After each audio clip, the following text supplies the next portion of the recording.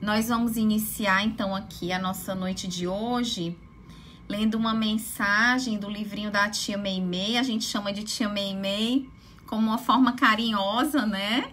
Esse livrinho aqui, vocês, não sei se todos conhecem, mas quem é do Meimei com certeza conhece, que se chama Meimei, o Amor Perfeito, certo? Então, eu vou abrir aqui uma mensagem para a gente começar. Vou botar aqui uma musiquinha para a gente ir entrando no clima da palestra. Aí vocês me falam se estão ouvindo, tá bom?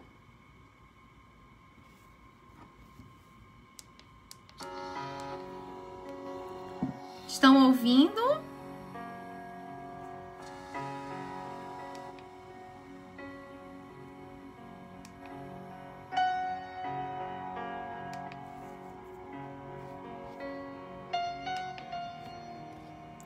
Então, vou abrir aqui o livrinho para a gente iniciar a nossa palestra de hoje.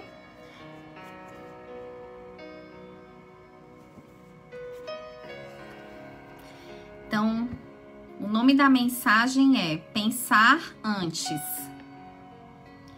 Quantas irmãs e irmãos nossos, diante de provas difíceis, tomam decisões apressadas e refletidas, que levam a prejuízos maiores do que os já experimentados. Quantos, nos momentos de indecisão, sentem que uma nuvem escura os envolve, tolhendo-lhes a iniciativa. Quantos, momentaneamente, perdem a confiança em si mesmos, deixando de utilizar os talentos com que foram agraciados pela misericórdia divina. Quantos consideram perda de tempo sustar um pouco as reclamações e recorrer ao mais alto em busca de soluções para os problemas que os angustiam? Creiam, irmãs e irmãos, não é perda de tempo, é movimentar os recursos de que o homem, ser inteligente da criação, é dotado.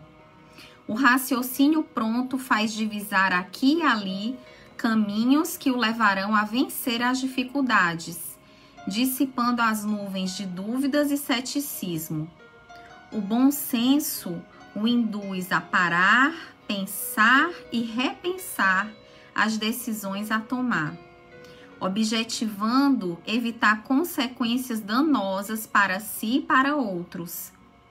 Fé que, aliada à humildade, almas queridas, leva-as a depositar sua confiança em Deus, orando a Ele, com a certeza de que mensageiros de seu divino Filho, Jesus, virão auxiliá-las, inspirando-lhes bons pensamentos.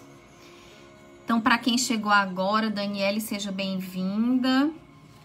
Essa mensagem da tia Meimei, muito pertinente, vai bem ao encontro do nosso tema. O tema é Qual a tua estrada de Damasco? E é um tema que nos convida a uma reflexão profunda da nossa jornada interior. E para a gente realizar uma jornada interior, a gente precisa pensar, refletir, meditar. Então, um presente à mensagem da tia Meimei, que nos pede para a gente parar, pensar, repensar as nossas decisões, para que a gente não traga uma consequência danosa nem para a gente, nem para o outro. Então, a partir disso, da mensagem da tia Meimei, a gente começa a nossa palestra. Agora vamos para a prece. Liana, seja bem-vinda à nossa palestra. Então, vou pedir para todos, Roberval, seja bem-vindo. Vou pedir para que hoje vocês convidem a alma de vocês para estar aqui nessa palestra. Que a tua essência, o que vai mais fundo no teu coração, possa estar aqui hoje, nesse momento. as tuas dúvidas, as tuas angústias. Traz elas, todas elas para cá. E nós vamos experimentar nesse momento, entregar todas as nossas aflições nas mãos de Jesus. Pois Jesus é o caminho, a verdade e a vida. E Jesus nos disse: vinde a mim todos vós, que andais sobrecarregados, e eu vos aliviarei.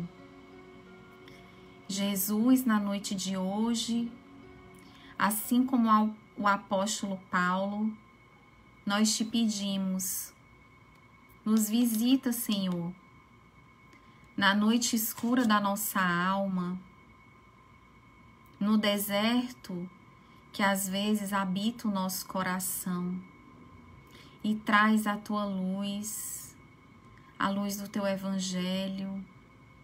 Estende as mãos fraternas e nos conduz, Senhor, aos caminhos que nos levam a Deus. Auxilia-nos, Jesus, na nossa cegueira espiritual. E qual divino farol nos leva contigo a lugares seguros, na certeza da tua presença, Senhor. Nós ficamos em paz e descansamos no teu amor. Que assim seja.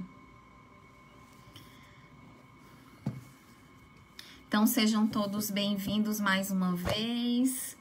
Que Jesus nos abençoe. Ivani, seja bem-vinda.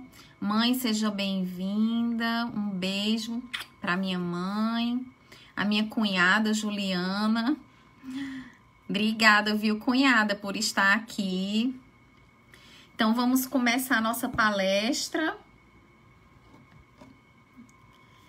Agora, entrando mesmo no tema, né? Como eu falei para vocês, gente, eu tô fazendo essa palestra de hoje baseada nesse livro, principalmente. Depois eu vou falar dos outros. Esse livro aqui é o Paulo Estevão.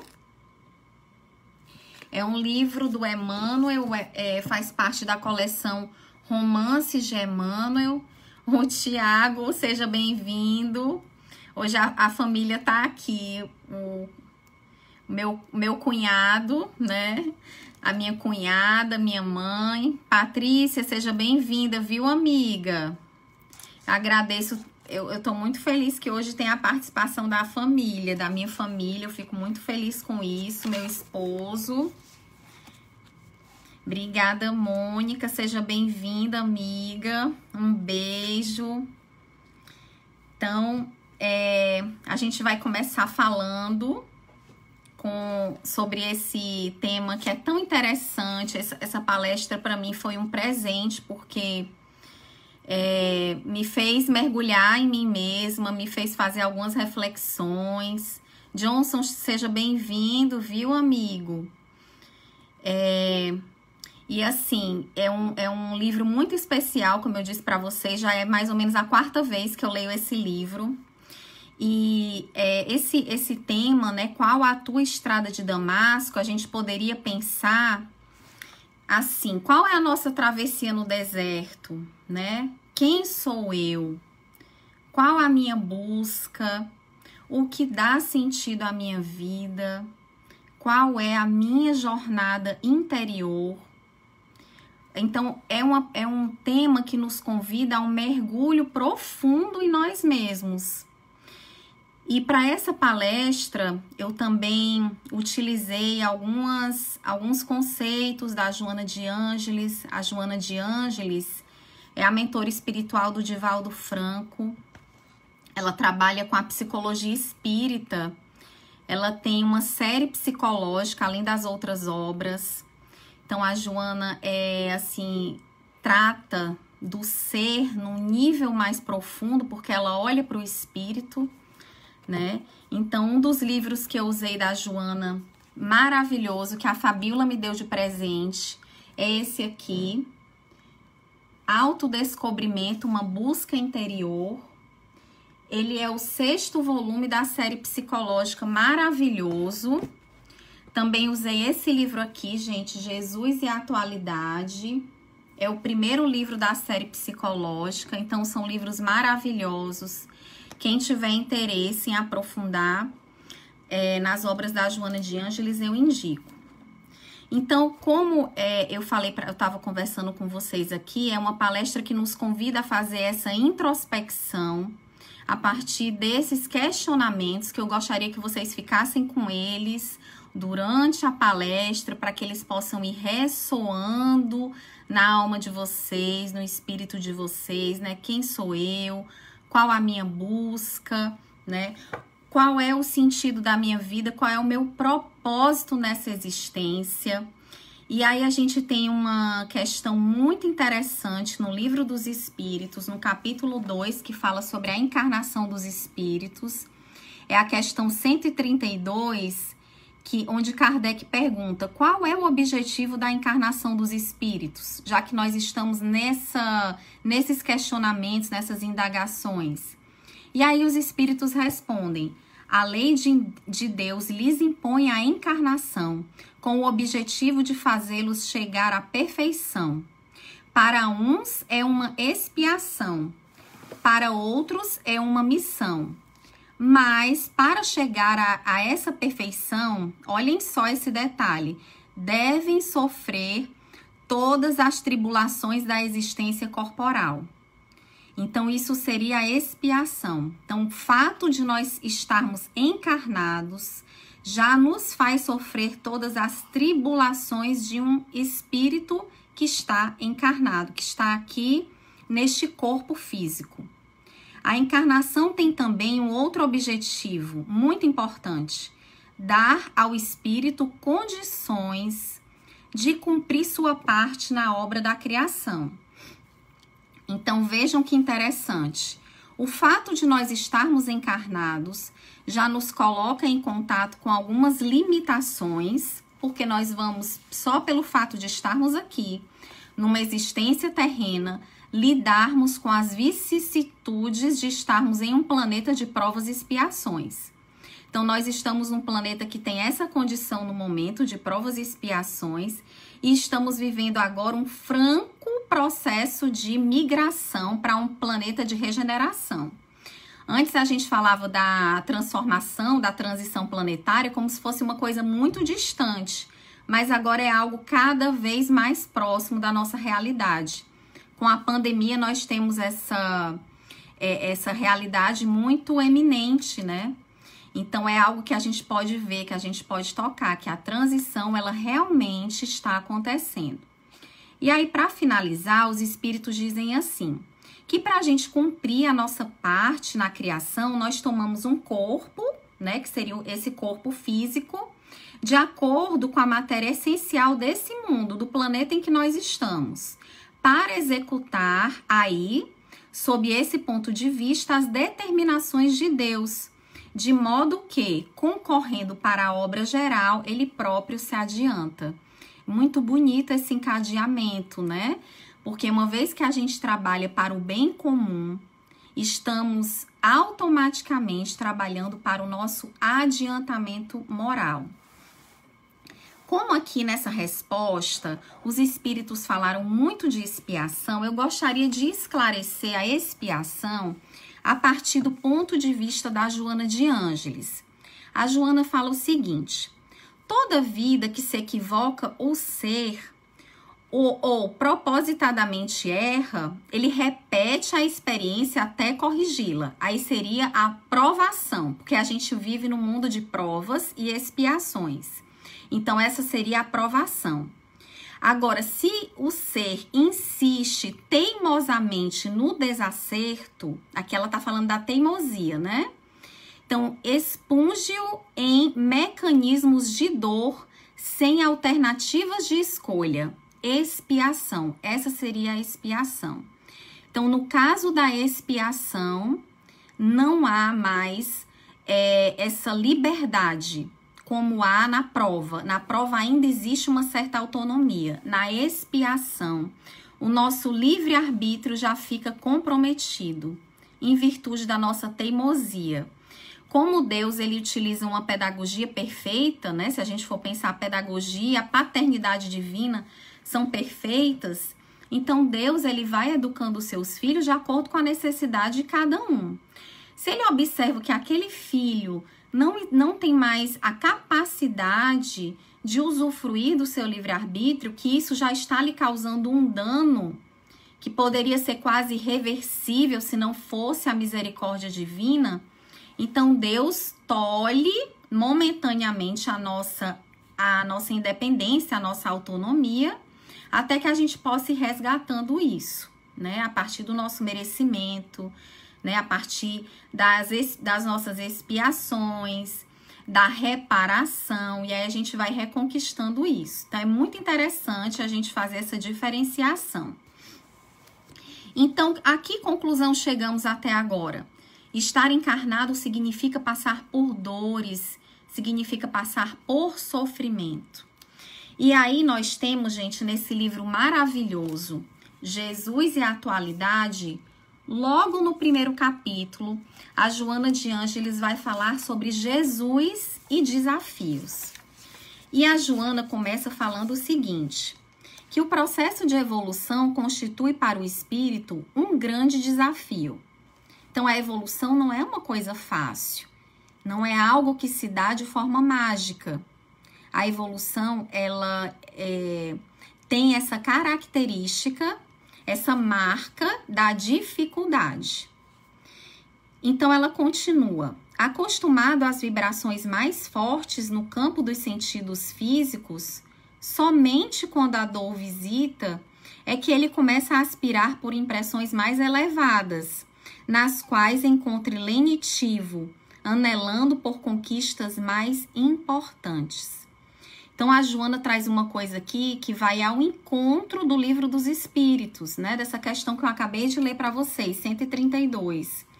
Ela fala que somente quando a dor nos visita é que nós começamos a aspirar por impressões mais elevadas, nas quais a gente encontre um lenitivo, né? Que a gente encontre um consolo.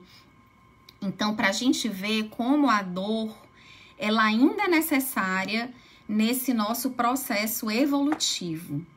Então, não significa aqui que nós estejamos fazendo uma apologia à dor, mas que a gente consiga compreender que a dor, ela tem uma função. E quando a dor, ela cumpre a sua função, ela não precisa mais permanecer. Quando a gente aprende aquela lição, então a dor pode ir embora, né? Nós podemos perceber isso, por exemplo, nas doenças.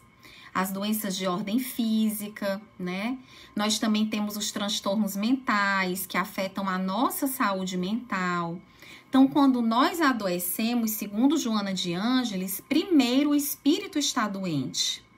E aí o corpo padece, né? Ou o corpo, ou a nossa mente, mas tudo faz parte de uma grande rede.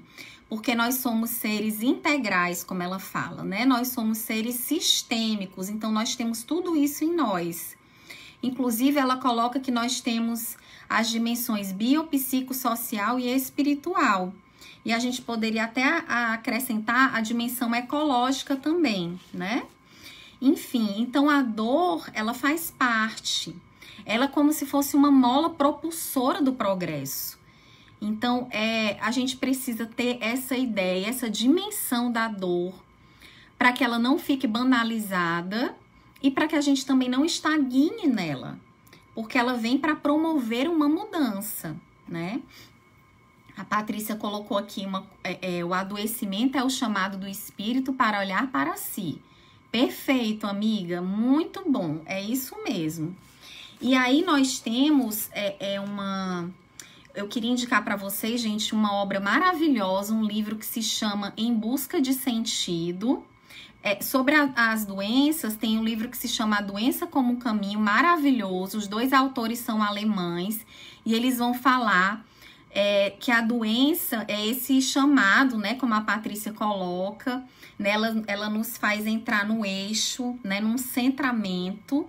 Quando a gente está se desviando muito do nosso caminho, então a doença faz esse resgate, né, nos coloca de novo na nossa trilha, na trilha certa. E aí, falando da dor e do sofrimento de uma maneira mais ampla, existe esse livro, como eu estava falando para vocês, Em Busca de Sentido, do Viktor Frankl. O Viktor Frankl, ele foi um neuropsiquiatra austríaco. O Viktor Frankl, ele era judeu, então ele chegou a ser capturado, né? Ele ficou como prisioneiro num campo de concentração. E a primeira parte do livro dele é toda narrando essa experiência que ele teve no campo de concentração. Ele passou por 4 campos de concentração. A gente pode imaginar que conseguir sobreviver a um campo de concentração já é difícil. Imaginar 4, né, gente? Então, assim, ele passou por essa experiência muito forte. E quando ele estava nesse campo de concentração, ele começou a perceber o que realmente dava sentido à vida dele. No que é que ele se agarrava para ele se manter vivo, né? Para ele continuar com o desejo de ficar vivo. E aí ele se prendia às lembranças da família, ele queria se manter vivo para ele voltar para a esposa, ele queria se manter vivo para ele continuar com o trabalho dele, né? Então ele começou a se ancorar nessas coisas que ele viu que davam realmente sentido à vida dele. E ele fala que o sofrimento pelo sofrimento a gente não suporta. Qual é o sofrimento suportável para a gente? É o sofrimento que ele tem um sentido. Então, o sofrimento, ele precisa ter um sentido. Do contrário, a gente vai sucumbir. Aí nós podemos entrar numa depressão mais profunda. Nós podemos ter a ideação suicida, né? Porque a vida não faz mais sentido. Eu quero acabar com aquele sofrimento, né? Então, muitas vezes existe esse desejo, né? Quem busca o suicídio, na verdade, busca eliminar aquela dor. Porque ele não tá vendo sentido naquela dor. Às vezes acha que a dor é injusta, né? Às vezes acha que a dor é insuportável. Enfim, e aí ele entra numa situação muito, muito difícil, né, de conseguir sair, porque ele fica ensimesmado, né, olhando para os próprios problemas sem ter essa visão mais ampla. Então, é muito importante nós entendermos que aqui, nessa vida, numa vida material, nós vamos passar por sofrimento, né, e o que vai diferenciar é a maneira como a gente vivencia o sofrimento, né? A maneira como nós lidamos com isso. Então, isso é muito importante, né? A gente buscar encontrar um sentido para a nossa vida, um sentido para o nosso sofrimento. O que é que essa dor quer me mostrar? Qual é o sentido disso? Né? Qual é o aprendizado para o meu espírito? Porque às vezes a gente não vai conseguir encontrar um sentido na dor para essa personalidade de vida atual, para o nosso ego. Mas para o nosso self, que é o espírito, a gente vai ver que há um sentido. Que é como se a dor funcionasse, como eu disse, como essa mola propulsora, né? Ela é esse trampolim, ela nos faz galgar degraus que nós não galgaríamos se estivéssemos na nossa zona de conforto absoluta. E aí, gente, a Joana de Ângeles continua falando assim: vivendo em luta constante contra os fatores constringentes do estágio em que se demora, vez por outra experimenta paz que passa a querer em forma duradoura. No começo, são dores com intervalos de bem-estar que o assinalam, até conseguir a tranquilidade, olha só, com breves presenças do sofrimento. Vai mudando, né? Primeiro a gente tem muito sofrimento com pequenos intervalos de paz. Depois a gente passa a ter mais tranquilidade e bem-estar com pequenas dores, né? O sofrimento passa a ser menor, pequenas presenças de sofrimento, culminando com a plenitude sem aflição. De degrau em degrau, ascende, caindo para levantar-se, atraído pelo sublime tropismo do amor. Conseguir o estágio mais alto significa-lhe triunfar. Maravilhoso. É isso que a Joana coloca, né? Então, a Joana fala que nós vivemos, gente, num duelo interior. Esse duelo entre o bem e o mal, né? Então, nós nos vemos muitas vezes nesse impasse. O que fazer?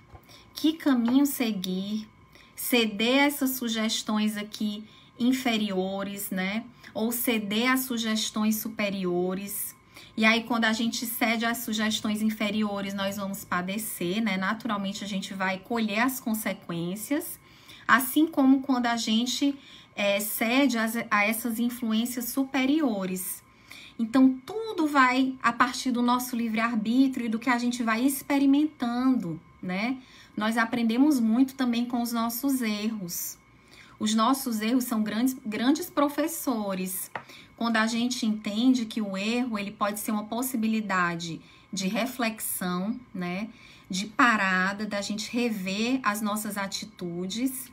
E aí a gente pode seguir em paz, né? Na pergunta 919 do Livro dos Espíritos, eu vou ler aqui para vocês.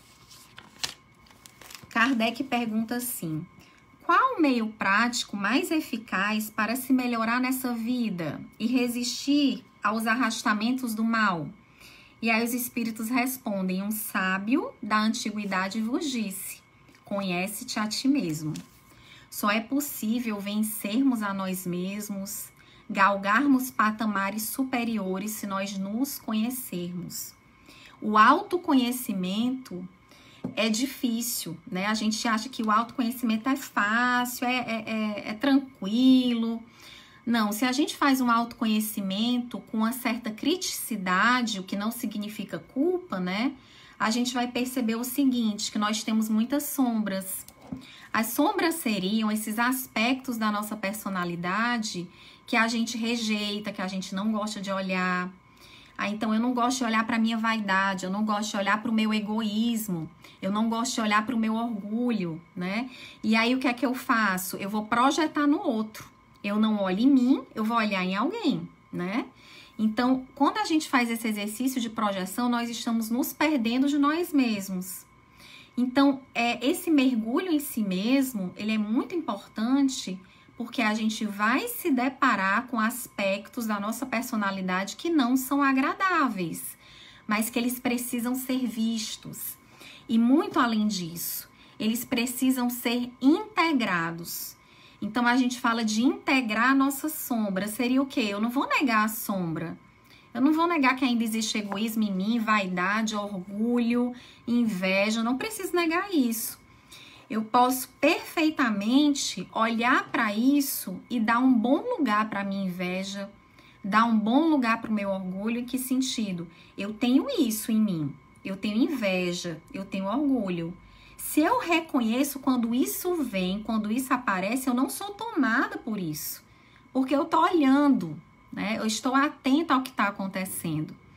Mas se isso é um ponto cego para mim, então eu posso sim ficar tomada pelo meu orgulho, pela minha ira, pela minha vaidade, pela minha inveja. Aí eu fico tomada pela sombra. E não é interessante. Então a sombra, ela tem essa função de nos mostrar esses aspectos da nossa personalidade que ainda precisam ser trabalhados. Porque o que já está trabalhado, a gente precisa manter e aperfeiçoar. Mas o que ainda não está trabalhado, a gente precisa cuidar. Do contrário, isso vai crescer como uma erva daninha, né? Vai crescendo e vai fugindo ao nosso controle. Então, por isso que é importante não negar, que é uma coisa que a Joana de Ângeles fala também, né? Que a gente precisa cuidar das nossas sombras, reconhecer as nossas sombras, olhar para elas, né? Então, tudo isso é importante. E aí, gente, continuando, né? No livro Autodescobrimento, que eu falei para vocês no início, deixa eu mostrar aqui de novo. Autodescobrimento, uma busca interior, é o livro de número 6 da série psicológica da Joana. Então, a Joana vai trazer aqui, gente, logo no início, como a gente está falando de autoconhecimento, ela vai estabelecer alguns requisitos para a gente fazer esse exercício de autoconhecimento. E aí, ela vai elencar 5 coisas que eu vou ler para vocês. Para que a gente tenha essa motivação, esse desejo para se modificar interiormente, né? Para que a gente possa fazer esse processo, essa jornada interior, a gente precisa primeiro estar insatisfeito com quem nós somos. Olha que interessante isso, né? Ou com o que a gente possui, ou como a gente se encontra. Então, a gente tem que estar numa insatisfação. Eu estou insatisfeito com quem eu sou atualmente, com o que eu faço atualmente. Então, a insatisfação é que vai promover a possibilidade de uma mudança. Sobre a insatisfação, a Joana nos convida o seguinte. Ela nos fala o seguinte, que há uma necessidade urgente de reprogramar a nossa mente. Hábitos que nós mantemos há muito tempo, viciações sustentadas por longo prazo, acomodações psicológicas, acontecimentos e atitudes justificadas por mecanismos de evasão do nosso ego. E ela fala que tornam-se uma outra forma de natureza nos automatismos da própria natureza. Então, a Joana fala que a gente precisa reprogramar a nossa mente. Tudo começa no espírito, né? Segundo Joana, tudo inicia no espírito. O André Luiz também fala a mesma coisa.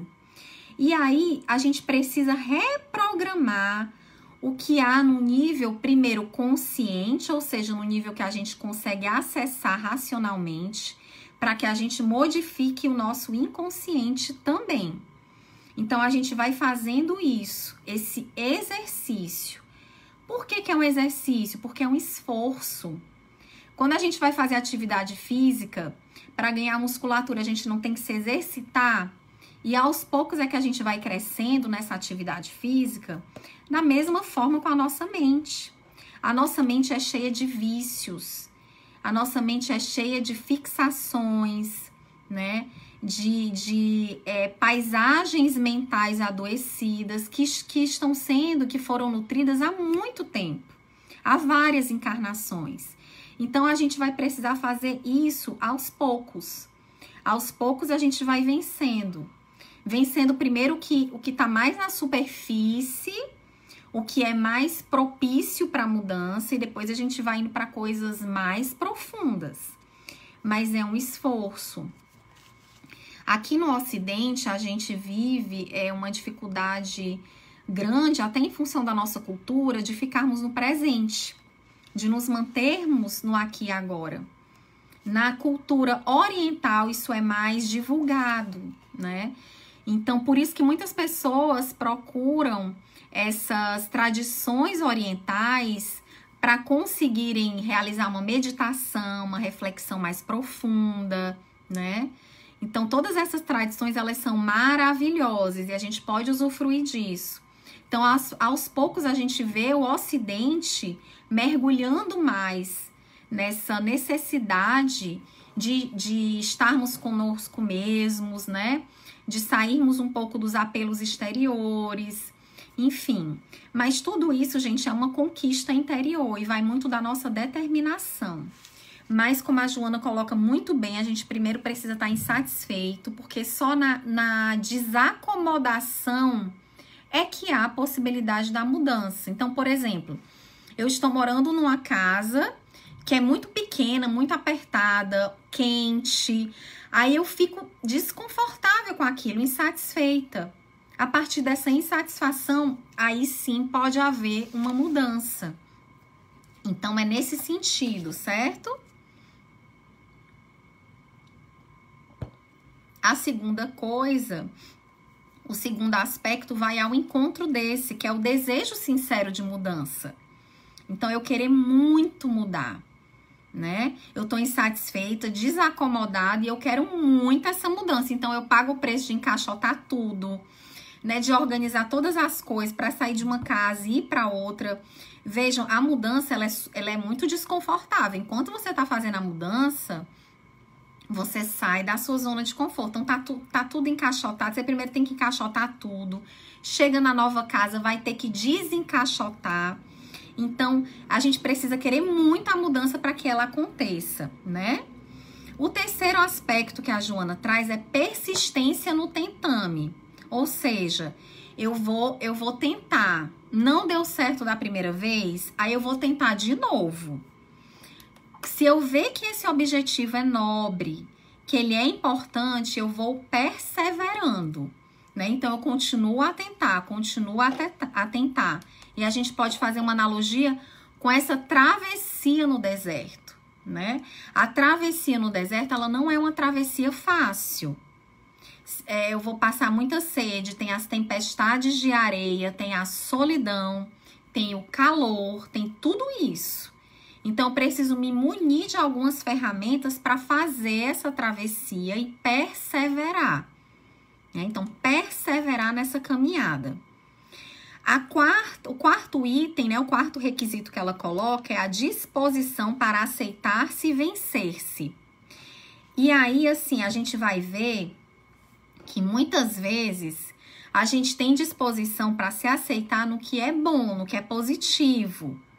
Então, eu me aceito se eu me vejo como uma pessoa, eu sou uma pessoa legal, eu sou uma pessoa boazinha, eu sou uma pessoa caridosa, eu sou isso, eu sou aquilo. Então, esse aspecto positivo é muito fácil da gente integrar e da gente aceitar. Essa autoaceitação que ela propõe é uma aceitação no nível mais profundo. Quando eu aceito as minhas imperfeições, quando eu aceito ainda os meus defeitos, mas na intenção de promover uma mudança, né? Então, essa disposição para aceitar, olha, eu aceito que eu ainda tenho muito orgulho, tenho muita dificuldade para perdoar. Eu aceito isso e vou trabalhar para vencer, que é o que ela coloca, disposição para aceitar-se e para vencer-se. Duas coisas que estão aí aliadas, certo? O quinto ponto que a Joana coloca é a capacidade para crescer emocionalmente. Então, essa capacidade para crescer emocionalmente significa o quê? Eu reconhecer o meu potencial de crescimento, o meu potencial de amor, o meu potencial de perdão, o meu potencial de doação, né? É reconhecer que em mim há uma centelha divina que vai florescer, né? Que vai se fortificar. Então, existe aí, como vocês estão vendo, um certo passo a passo, né? Que cada um de nós vai conquistando à medida que tem a vontade. A vontade é a primeira condição, né? A insatisfação com a situação atual e a vontade. E aí, sobre esse último item, gente, a capacidade para crescer emocionalmente, a Joana fala que a gente pode fazer isso como? Cada vez mais interrogar-se a respeito de quem é e quais as possibilidades de que pode se utilizar para o desenvolvimento íntimo. Significa um meio adequado, para interpenetrar-se. Sistematicamente manter-se vigilante contra os hábitos prejudiciais da autocompaixão, da censura ao comportamento dos outros, da autopunição, a autodesvalorização, da inveja e de outros componentes do grupo das paixões dissolventes e anestesiantes. Muito interessante esse termo, né? Anestesiantes, porque nos mantém ali anestesiados, né, de outras realidades. E ela fala para a gente substituir pelo altruísmo, pela fraternidade, pelo auto-amor. Muito interessante.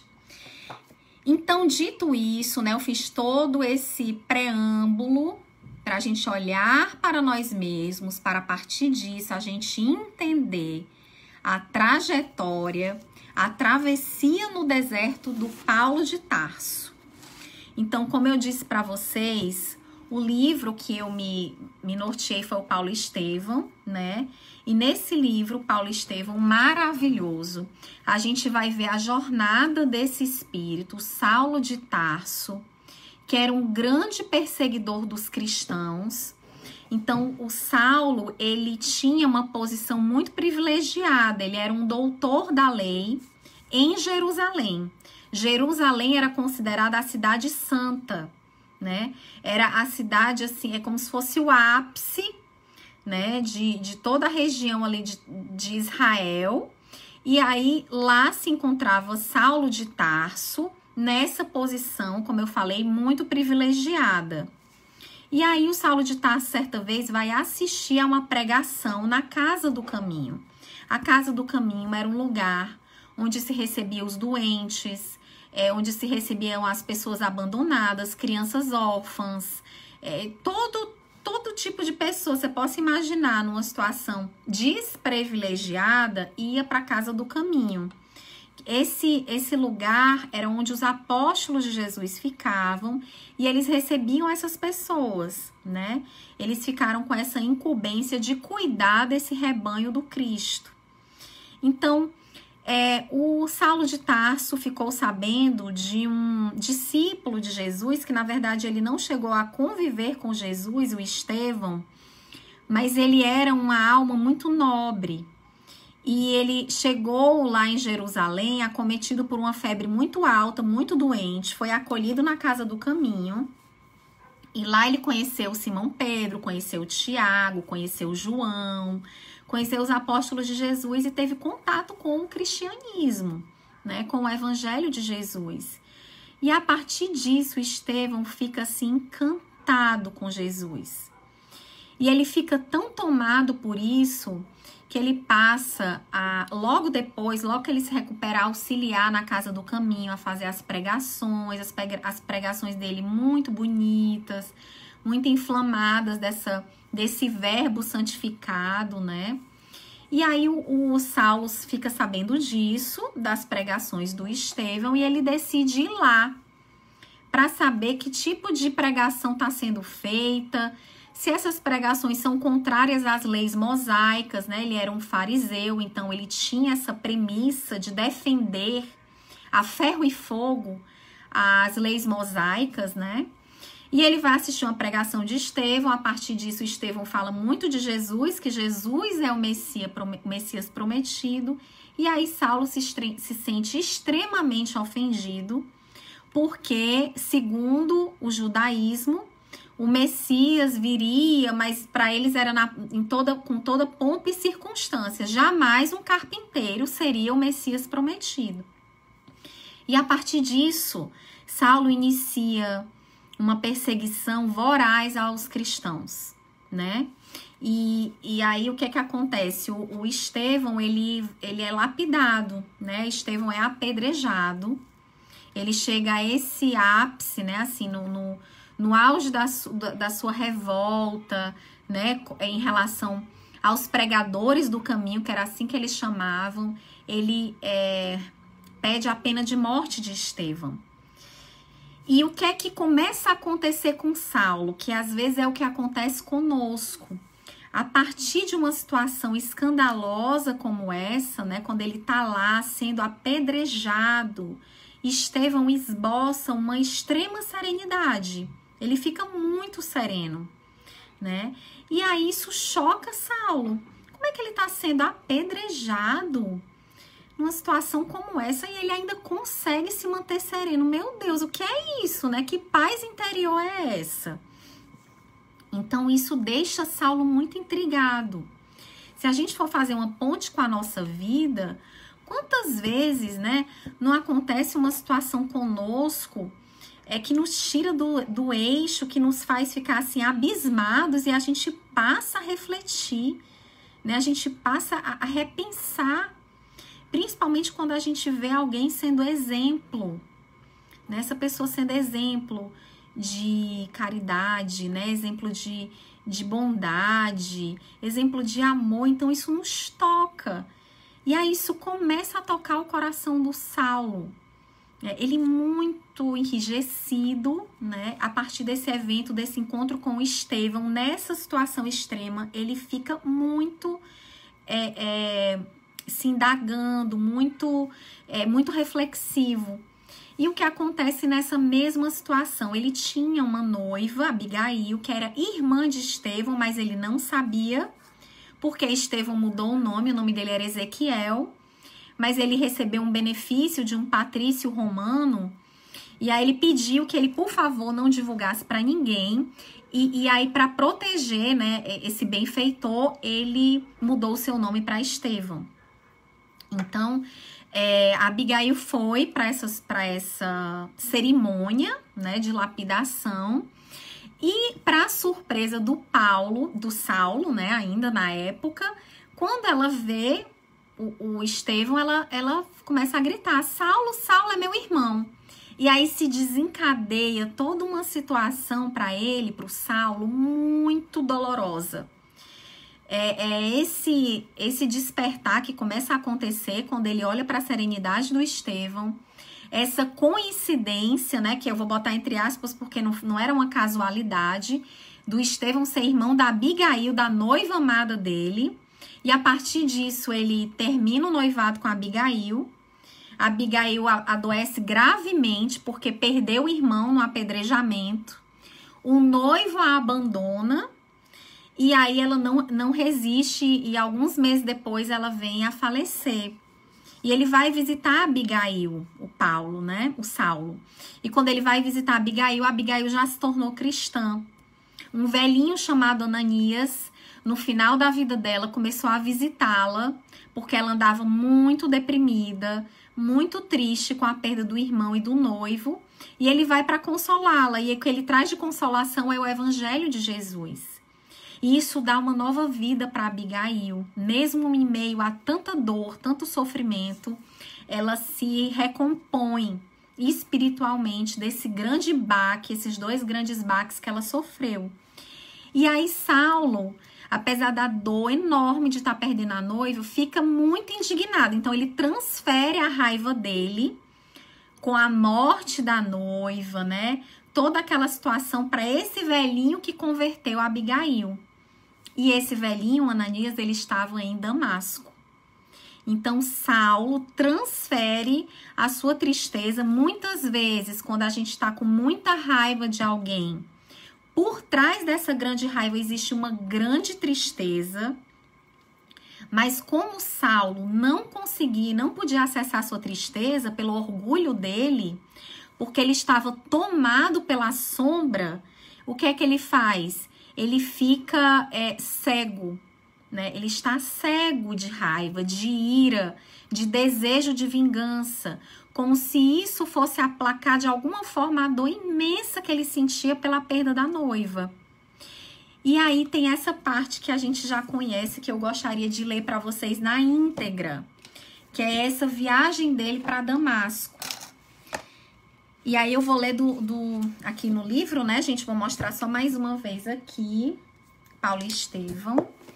E aí o que acontece? Na véspera da chegada a Damasco, né, quase ao final da viagem, o moço tarsense, né, Saulo, sentia-se agravar em recordações amargas.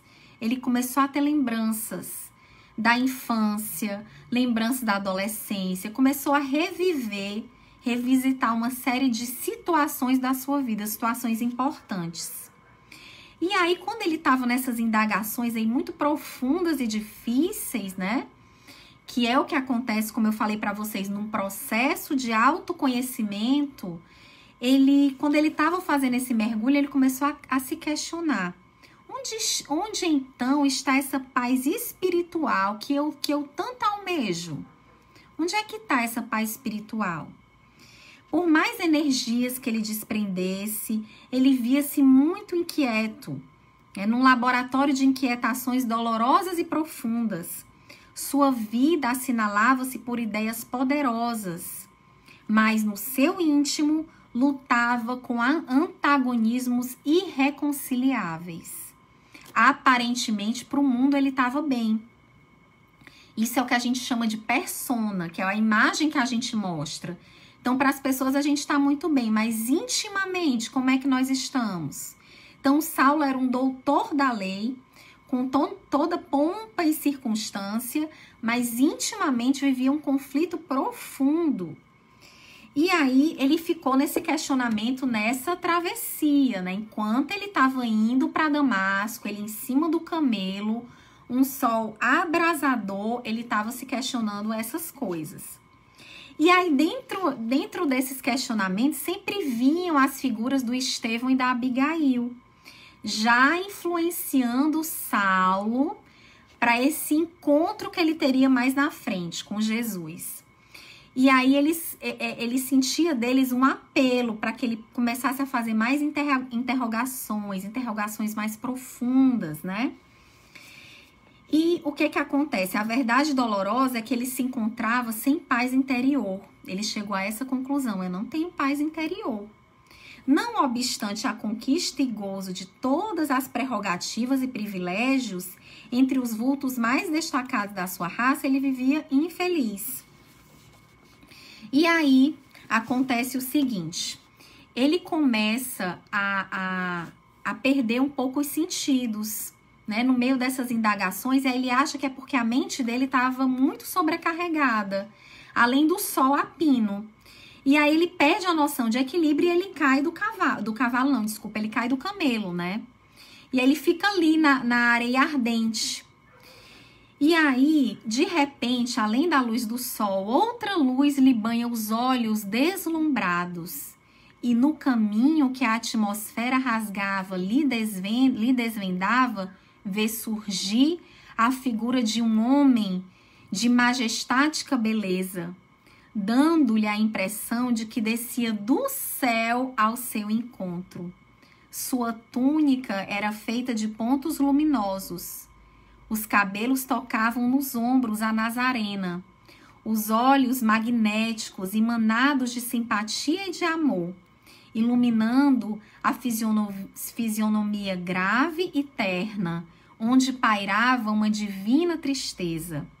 O doutor de Tarso contemplava-o com espanto profundo, e foi quando, em uma inflexão de voz inesquecível, o desconhecido se fez ouvir: Saulo, Saulo, por que me persegues?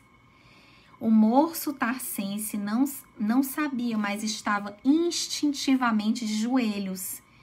Sem poder definir o que se passava, comprimiu o coração em uma atitude desesperada.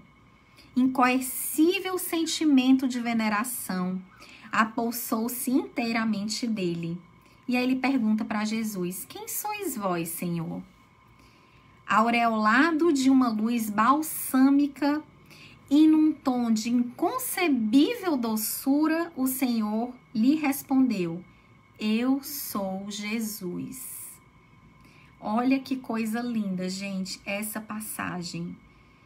Que lindo esse momento que o Saulo tem, de uma vez que atravessando o deserto da vida, que a gente pode pegar essa metáfora, atravessando o deserto da vida dele, nessa jornada que ele vinha fazendo, ele começa a ter uma sede de verdade, uma sede de paz interior. E no auge desse desejo, quem é que surge para ele? Jesus. Né? No auge dessa vontade de mudar, que era o que a gente estava falando antes. Uma insatisfação consigo mesmo, né? Esse anseio por mais. E aí ele tem esse encontro que mudaria sua vida para sempre. Então, Saulo começa a entrar num choro convulsivo. E aí, dentro desse diálogo, né, ele pensa assim: o Salvador apiedara-se do meu coração leal e sincero, consagrado ao serviço da lei, e descera da sua glória, estendendo-lhe mãos divinas. Ele, Saulo, era a ovelha perdida, nos resvaladouros das teorias escaldantes e destruidoras. Jesus era o pastor amigo que se dignava fechar os olhos para os espinheiros ingratos, a fim de salvá-lo carinhosamente. No ápice, o jovem rabino considerou a extensão daquele gesto de amor. As lágrimas brotaram-lhe do coração amargurado, como a linfa pura de uma fonte desconhecida. Ali mesmo, no santuário augusto do Espírito, fez o protesto de entregar-se a Jesus para sempre. Lindo, gente, né? Olha, se eu pudesse, eu leria mais para vocês aqui, porque é tão linda essa passagem, né? Mas só para finalizar, aquela clássica pergunta do Saulo para Jesus: Senhor, que quereis que eu faça? Então, se a gente for aqui analisar, né, toda essa caminhada do Saulo, que se torna, que sai da sombra, né, da sua sombra de maior perseguidor dos cristãos para o maior divulgador do cristianismo, né, a gente vê esse grande salto evolutivo que esse espírito dá. Ele vive duas encarnações em uma, a gente poderia dizer. Saulo de Tarso viveu duas encarnações em uma, né? Mas, assim como nenhuma transformação é mágica, com ele não foi diferente. O que é que muitas vezes a gente imagina? Que Saulo teve um encontro com Jesus no deserto, mudou sua vida no estalar de dedos e ele se transformou em outra pessoa. Mas não foi assim que aconteceu. Saulo fica cego com essa visão, ele perde também a visão, para que ele pudesse fazer um mergulho na sua alma e fazer as reflexões necessárias para esse primeiro momento da sua mudança. Ele fica 3 dias em Damasco sozinho e durante esses 3 dias ele faz preces fervorosas, né? Ele faz meditações até que surge a ajuda. E quem vem para ajudar o Saulo? Ananias. Saulo foi a Damasco perseguir Ananias e matá-lo. E aí quem Jesus convida para ajudar Saulo da sua cegueira? O próprio Ananias. Porque Jesus, gente, Jesus é perdão. Se a gente for pensar em Jesus, se a gente se entregar mesmo ao evangelho dele, a gente vai olhar para Jesus como o próprio perdão, é o próprio amor. E ele não faz isso sozinho, ele sempre nos convida. Então, olha o que é que ele promove, o encontro dessas duas almas, numa reconciliação sincera, né? E aí, a partir disso, depois desse encontro, Saulo começa o seu processo de transformação. Depois, ele vai passar 3 anos no deserto. Ele passa 3 anos no deserto para começar a sua missão devagar. Porque ele estava com tantos atavismos. Olha o que a Joana de Ângeles nos colocou aqui, né? São tantos hábitos que nós trazemos, às vezes, seculares, hábitos viciosos, que não tem como a gente mudar isso de uma hora para outra. É como se o Saulo tivesse ido para o deserto para fazer aquele detox. Ele se desintoxicar daquelas crenças, daqueles atavismos, para que a partir daí ele fosse o vaso escolhido, né? Ele se tornasse um vaso sem nada, primeiro, e que seria preenchido aos poucos pelo amor de Jesus, né? Então, somente depois de 3 anos é que Saulo começa a sua missão numa igreja pequena em Antioquia. Então, tudo devagar, tudo vai sendo devagar. E conosco não é diferente. Se a gente for parar para refletir, né? Qual é a minha travessia no deserto? O que é que eu preciso olhar em mim e eu preciso transpor? O que é que em mim precisa ser burilado? Né? O que é que em mim pede esse cuidado? Né? Pede que eu olhe, pede que eu medite, né? Pede que eu ore a Jesus pedindo auxílio. O que é que em mim, dentro do meu coração, clama por ajuda? E a partir disso é que essa transformação ela vai acontecendo. Mas o que é bonito é a gente pensar assim, não estamos sozinhos nessa travessia. O Saulo, ele foi abandonado pelos amigos do Sinédrio, que na verdade não eram amigos verdadeiros, eram amigos de circunstância, de interesse, né? Interesse comum. Uma vez que esse interesse em comum, ele caiu por terra, essas amizades também, mas ele faz novas amizades. Então, ele encontra Jesus, ele encontra Ananias, depois ele faz amizade com os apóstolos, que dão uma grande lição de perdão, mais uma vez, porque ele foi lá na igreja, assistiu à pregação do Estevão, que era um amigo deles, ele leva Estevão à morte, depois Saulo retorna lá, e aí eles o recebem, né, com um certo receio, mas com respeito, com carinho, né? E aí Saulo pede para ficar no mesmo quarto que Estevão, na mesma cama, né? Vem uma grande... ele acessa, né, com profundidade esse arrependimento, né, essa necessidade de reparação. E a partir daí nós observamos o processo, né, desse grande divulgador do cristianismo. Se hoje nós temos aqui evangelhos escritos, nós devemos isso a Paulo de Tarso. Depois ele faz a mudança do nome, né? Assim como o Ezequiel mudou o seu nome para Estevão, porque ele ia para uma nova vida, o Saulo, por sugestão de Barnabé, ele faz essa mudança para Paulo, para ele viver uma nova vida. E aí, sabe como é que Saulo inicia, gente, essa nova vida, né? Um detalhe muito importante. Ele volta a exercer a profissão de tecelão. O tecelão, ele trabalhava com a fabricação de tapetes. Era uma profissão que ele havia aprendido com o pai na infância. Todo pai que era judeu, ele ensinava para o filho uma profissão. Porque como eles já tinham passado muita privação, fome, né, na história deles, na história dos hebreus, do povo hebreu, então eles sempre faziam isso por uma precaução. E aí o Saulo, quando vai passar esses 3 anos no deserto, ele já trabalha como tecelão. Então, veja uma grande mudança que ele fez. Nós estaríamos dispostos de abrir mão do lugar que a gente ocupa hoje para a gente ir para uma posição mais simples? Estaríamos dispostos a isso? Estaríamos dispostos a abrir mão dos nossos amigos, da nossa família, das nossas crenças, da nossa cidade natal, de tudo que a gente conhece que representa segurança para seguir a Jesus? Porque foi exatamente isso que o Saulo fez. E teve uma coisa muito importante, muito nobre no Saulo.